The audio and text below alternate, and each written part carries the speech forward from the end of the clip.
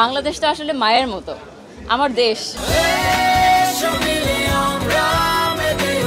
৭৪তম miss universe প্রতিযোগিতার রঙিন মঞ্চে যেন একের পর এক নতুন চমক নিয়ে হাজির হচ্ছেন বাংলাদেশি কন্যা তানজিয়া জামান মিথিলা। পোশাক নিয়ে নানা বিতর্কের পর এবার বিশ্বের সামনে দেশের সংস্কৃতি ও ঐতিহ্য তুলে ধরার জন্য তিনি বেছে নিয়েছেন বাংলাদেশের অন্যতম শ্রেষ্ঠ শিল্প জামদানি শাড়িকে। মঞ্চে বাঙালি অলংকার ও জামদানি শাড়িতে ধরা দিয়ে যেন বিশ্ববাসীর কাছে প্রশংসায় ভাসছেন এই সুন্দরী। This Jamdani sari, once woven for emperors, she's here to amaze Bangladesh. বুধবার সকালে সামাজিক যোগাযোগ মাধ্যমে নিজের অনুভূতি ও পোশাকের বিশেষত্ব প্রকাশ করে এক পোস্ট করেছেন মিথিলা। ক্যাপশনে তিনি লিখেছেন, মিস ইউনিভার্স মঞ্চের জাতীয় পোশাকটি সজ্জিত হয়েছে একটি রাজকীয় জামদানি শাড়িতে, যা বাংলাদেশের রাজকীয় ঐতিহ্যের এক জীবন্ত উত্তরাধিকার।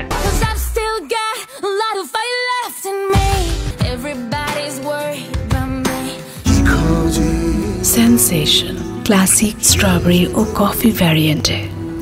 মুঘল সম্রাট, নবাব এবং বাংলার অভিজাতদের জন্য বোনা এই জামদানি শাড়ি শত শত বছরের রাজকীয় পৃষ্ঠপোষকতা এবং সাংস্কৃতিক গর্বের প্রতীক। মিথিলার কথায়, এটি এমন একটি কাপড় যার প্রতিটি সুতোয় রয়েছে শিল্পকলা, নিষ্ঠা এবং চিরন্তন কমনীয়তা।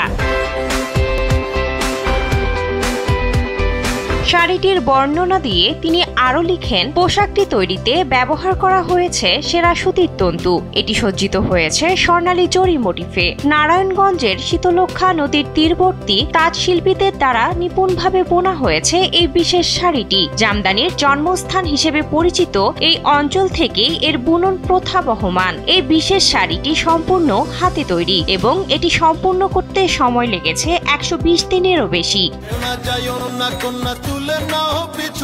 মিথিলা জানান, শাড়িটির ডিজাইনার আফরিনা সাদিয়া সৈয়দা। তার পরা এই জামদানি শাড়িতে ফুটে উঠেছে স্নিগ্ধ শাপলা মোটিভ। শাপলা হলো বাংলাদেশের জাতীয় ফুল। শুধু পোশাকেই নয়, মিথিলার সোনার গয়নাতেও শোভা পাচ্ছে একই শাপলা ফুল। ২০১৩ সালে ইউনেস্কো এই প্রাচীন শিল্পকলাকে মানবতার এক অমূল্য সাংস্কৃতিক ঐতিহ্য হিসেবে স্বীকৃতি দেন, যা জামদানির চিরন্তন সৌন্দর্য ও কারুশিল্পকে বৈশ্বিকভাবে উদযাপন করে। সিনথিয়া আক্তারি, কালবেলা।